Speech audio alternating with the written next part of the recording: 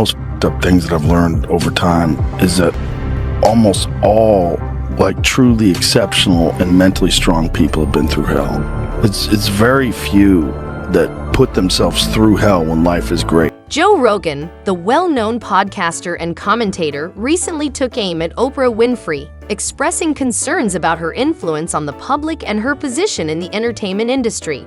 Rogan questioned the impact of Oprah's career, pointing out that while she has become one of the most powerful media figures, her ability to shape public opinion might be problematic.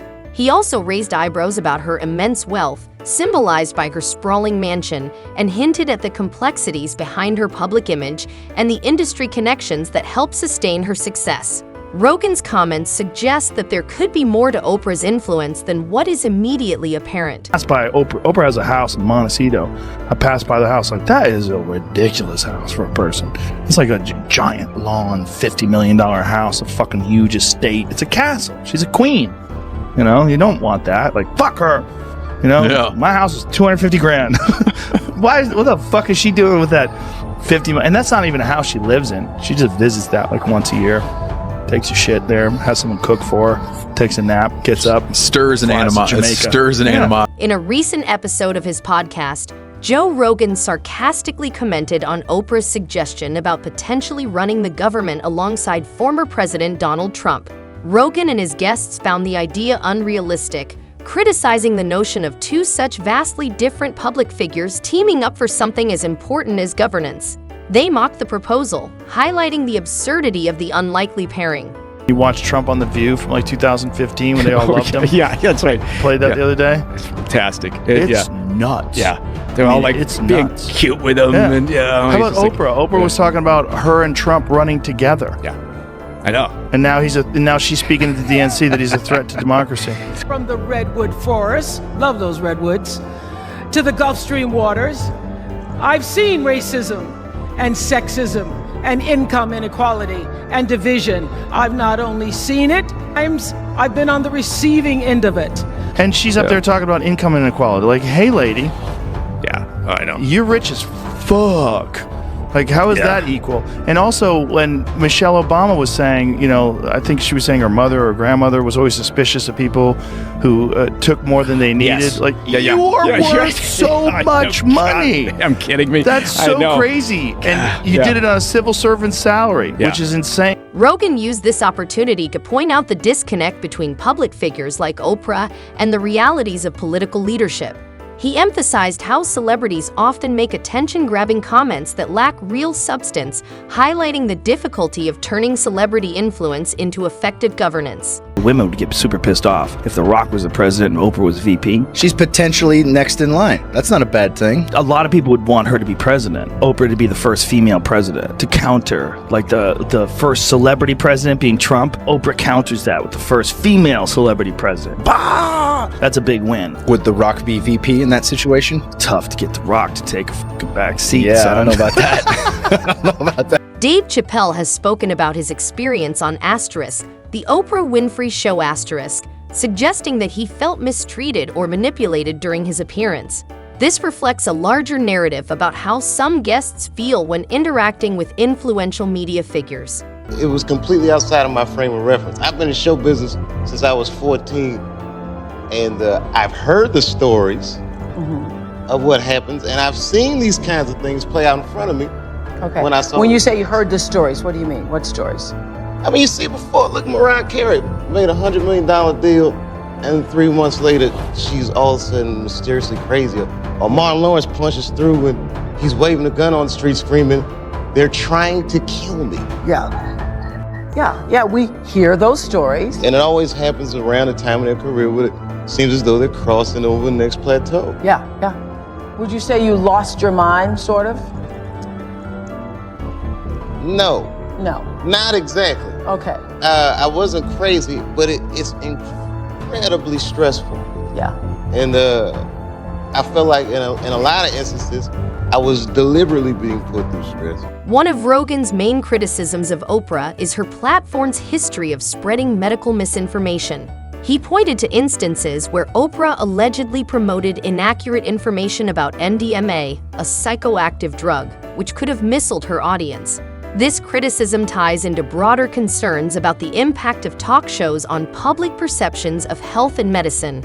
Rogan argues that Oprah's platform has often amplified unverified and potentially harmful medical advice, contributing to a culture of misinformation in the media.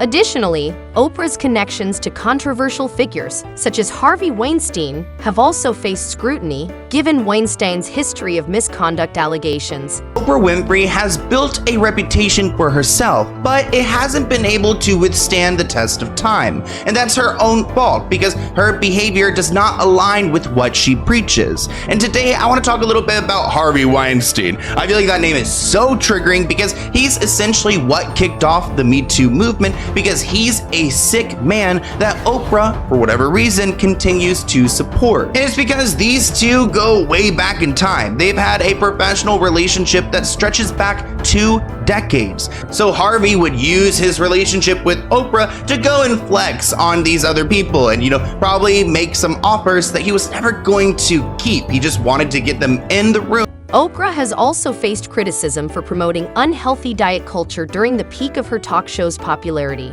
Rogan highlights how Oprah's endorsements of various diets and weight loss products often lacked scientific support, contributing to unrealistic body standards. So pushed an unhealthy amount of diet culture onto her audience. What I did was I fasted without cheating for a solid 6 weeks. I ate absolutely nothing. And would consistently back less than credible people to give medical information, including Dr. Phil, Dr. Oz, specifically Dr. Oz. He was a very unethical individual to have on the Oprah Winfrey Show, in my opinion, and his own show is a whole other can of worms. But he was consistently trying to sell different diet pills, miracle weight loss pills that simply did not work. During the height of her show's popularity, many people followed Oprah's advice without questioning its validity, leading to the widespread adoption of potentially harmful dietary practices. Degree to sell junk diet pills, in my opinion, is disgusting. This kind of medical misinformation was most certainly not the only kind of misinformation that we would see on the Oprah Winfrey Show. We also saw a lot of spiritual manipulation and spiritual misinformation. In 2010, Oprah Winfrey brought on a self-proclaimed spiritual healer onto the Oprah Winfrey Show named John of God. John of God caught a lot of media attention for allegedly being able to place his hands on people and heal them through the power of prayer. John of God would also perform surgeries with scissors in his bare hands. One of the most concerning issues that surfaced shortly after the Academy's opening was the mistreatment of students by staff. In 2007, just months after the school began operating, a matron was accused of physically abusing students. No, do these 3 things. I'm going to make it easier. Do these 3 things. Wallahi, it works, and I've seen it work with a lot of people. It works with myself as well. Number 1, you need to first and foremost truly and really identify clearly what is it that is disturbing you. What's your problem? Don't go into 5 or 10 different problems in your life. Don't branch them out. You just go to one by one.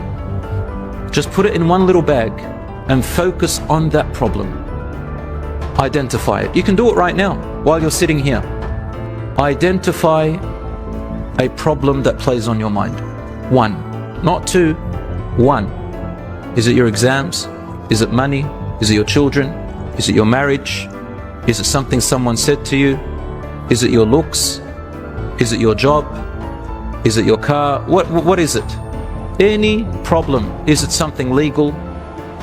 Is it someone who's after you? Whatever it is. One of the most troubling issues that arose shortly after the Academy's inception was the mistreatment of students by staff members. In 2007, just months after the school opened, a matron was accused of physically abusing students. Has had a lot of controversy around her African school for girls, with huge conspiracy theories starting that these girls were going missing from Oprah's school. All of these theories started shortly after Oprah opened her school in 2007, and the matriarch of that school was charged with SA of 7 different girls. Oprah ended up offering a public apology to the parents and the children and citing her own SA incidents in this apology. But the matriarch would then be found not guilty of these crimes. But then it shocked the nation because shortly after this, Oprah's school was hit with another SA allegation. 7 students were suspended for harassing and fondling classmates. And a lot of people thought that this stemmed from the very first incident because why would these children be acting like this? And the rumors started swirling after this point because they just didn't understand how these things could happen so close to one another. And then boom, there was another investigation at Oprah's school after the body of a newborn was found in a girl's book bag. And a lot of people were freaking out about this because they're like, boom, we have 2 SA allegations. The allegations sent shockwaves through the media, sparking major concerns about the safety and well-being of the girls who were supposed to be protected and supported at the institution. Conspiracy theory that's been passed around for a couple years. But these 2 SA allegations and this baby being found in the little girl's book bag are 3 things that actually happened at Oprah's school. And a lot of people find this super creepy knowing who Oprah surrounds herself with and the background that Oprah has always claimed about herself going through SA as a young girl. So there's a whole bunch of controversy around Oprah, but you guys let me know what you guys think of this 3-part series in the comments. Oprah Winfrey's talk show was once one of the highest-rated programs on television, captivating millions with its compelling content and influential guests.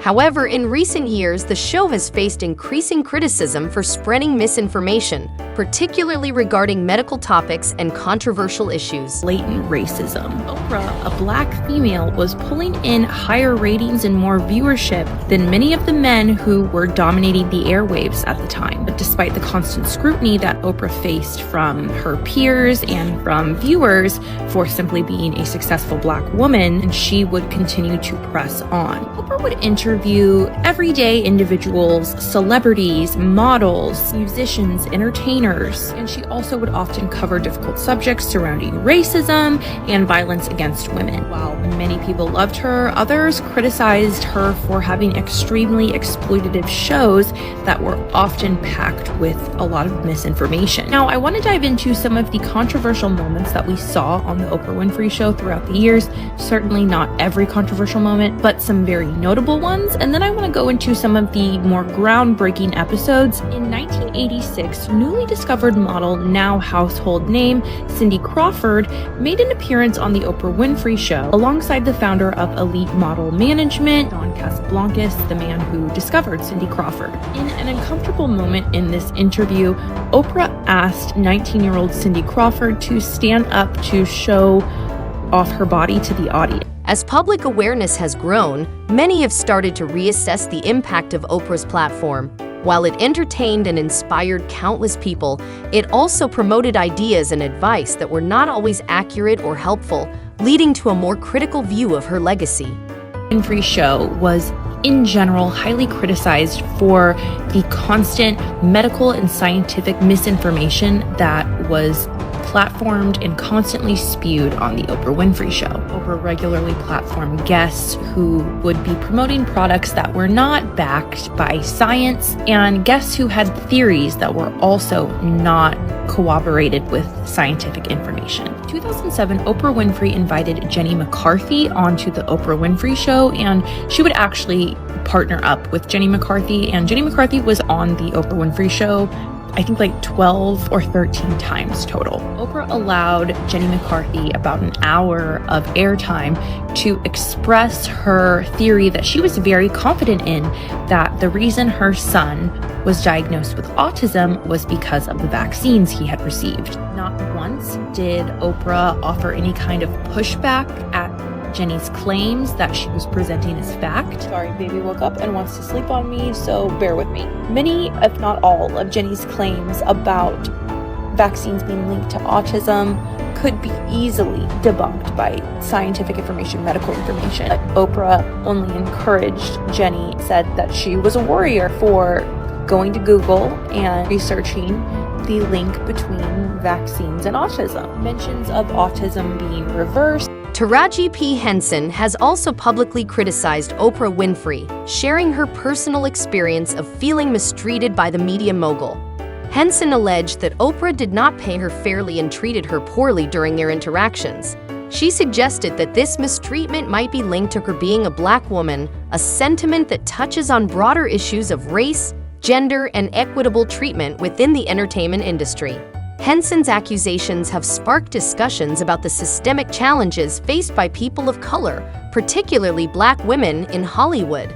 Despite Oprah's reputation as an advocate for women and minorities, Henson's claims suggest that even within spaces where diversity is supposedly championed, discrimination can still exist. This highlights the ongoing struggle for fair treatment and equal opportunities for black women in an industry often criticized for its lack of representation and unequal treatment based on race and gender. The allegations also bring attention to the complexities of navigating power dynamics within the entertainment world. As one of the most influential figures in the media, Oprah's actions are seen as setting a standard for behavior and leadership. However, Henson's experience suggests that even those at the top of the industry are not immune to the biases and prejudices that can pervade Hollywood. Henson's criticism serves as a reminder of the importance of ensuring that individuals, regardless of their race or gender, are treated fairly and with respect in all professional environments, especially in an industry that plays a significant role in shaping public perceptions and societal values. Henson got Oprah scrambling. You already knew it was up. Now, in a previous post, Taraji P. Henson had made a statement regarding how the producers and the show sets had given all the cast members rental cars in Atlanta, and she said that she's not driving a rental car because, one, that's ghetto, two, Atlanta is very dangerous to drive in, and three, it's an insurance liability. Now, Oprah has said Cookie Lyons, Katherine Johnson, Yvette, and now Suge Avery.